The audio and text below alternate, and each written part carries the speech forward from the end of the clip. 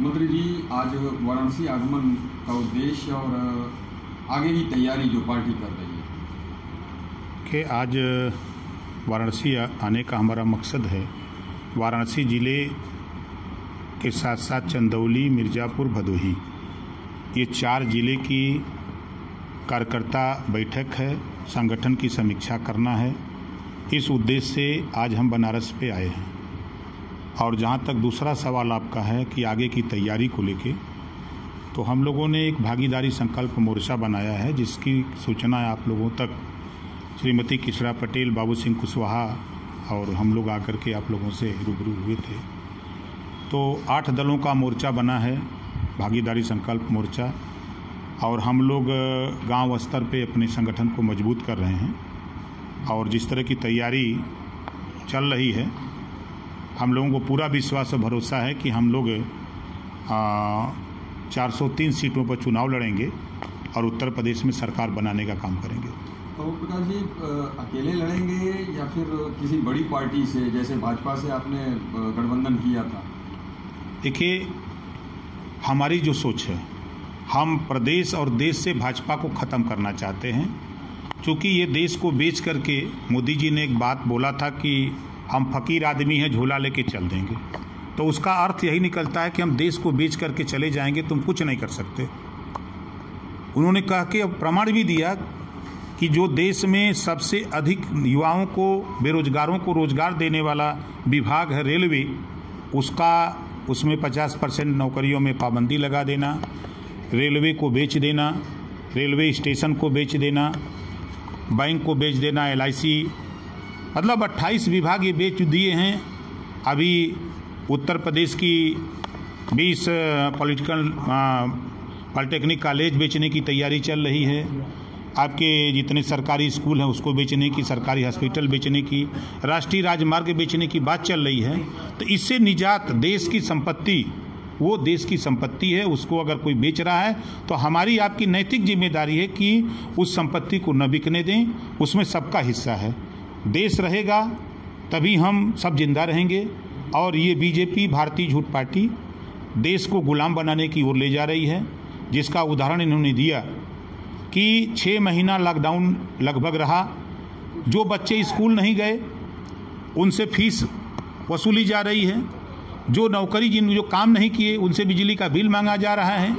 आप अगर मांग रहे हो 50 गुजरातियों का कर्जा माफ़ किया, 50 गुजरातियों का कर्जा माफ़ किया, तो ये देश में जो घरेलू बिजली है, जो फैक्ट्रियां बंद हैं, कल कारखाने बंद हैं, आप उनके बिजली का बिल क्यों नहीं माफ़ करते हो?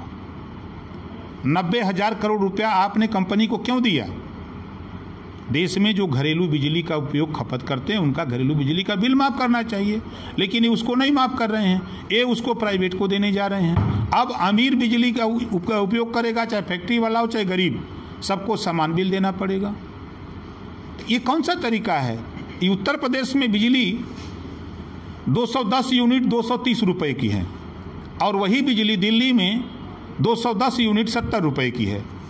तो दिल्ली में लोहे की तार से है और उत्तर प्रदेश में सोने की तार पे बिजली आती है। ये सरकार शुद्ध रूप से देश को लूट रही है।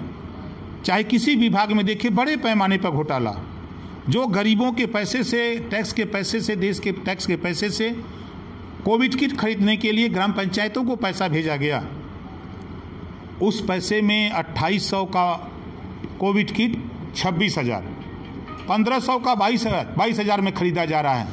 जब संजय सिंह राज्यसभा सांसद आप आदमी पार्टी जब इस बात को बोल रहे हैं तो उनके ऊपर फर्जी मुकदमे लिख रहे हैं कि तुम सही क्यों बोल रहे हैं। इसका मतलब कि ऊपर से लेके नीचे तक देश को लूटने में लोग लगे हैं। बड़े बड़े घोटाले आपने देखा। हिमाचल प्रदेश में बीजेपी का प्रदेश अध्यक्ष पकड़ा गया, PPE किट में जेल भी गया, डायरेक्टर जेल गया। आपने देखा कि गुजरात में वेंटिलेटर घोटाला हुआ, और अस्पताल में, सिविल अस्पताल में जब मरीज ज़्यादा मरने लगे, जज ने खाली इतना कमेंट कर दिया कि ये काल कोठरी है, तो रात को जज का ट्रांसफ़र हो जाता हाई कोर्ट के। तो ये शुद्ध रूप से गुजरातियों का पूरे देश पर कब्जा है।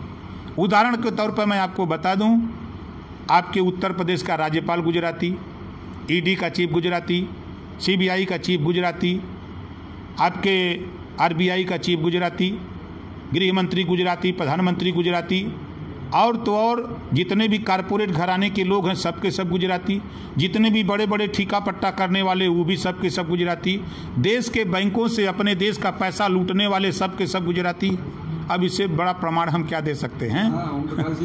सेवा सप्ताह चल रहा है, जिस हिसाब से कंगना रनौत की बात चल रही है, कंगना रनौत को वहाँ की सरकार उत्पीड़न कर रही है, ये बीजेपी कह रही है। वहाँ बीजेपी, कंगना का सवाल नहीं, सुशांत का सवाल नहीं है। बिहार में चुनाव है तो वहाँ सुशांत का फोटो घर घर चपनाया जा रहा है, ये बीजेपी की देन है, बीजेपी वाले कर रहे हैं।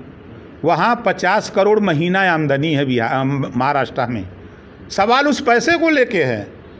बीजेपी सोच रही कि वो रुपया काहे दूसरी पार्टी की तरफ जा रहा है, वो रुपया हमारी झोली में आवे, इसके लिए बीजेपी परेशान है। न कंगना के लिए, न बंगना के लिए, न सुशांत के लिए। तो कंगना का समर्थन करेंगे? हम समर्थन में नहीं हैं कंगना को। अगर आप देखिए, उनके फिल्म देखिए कंगना के, अगर जरा सा भी इंसानियत हो, जरा सी भी, तो जो दृश्य उन्होंने फिल्मों में दिखाया है, क्या वो चर्चा करने लायक है?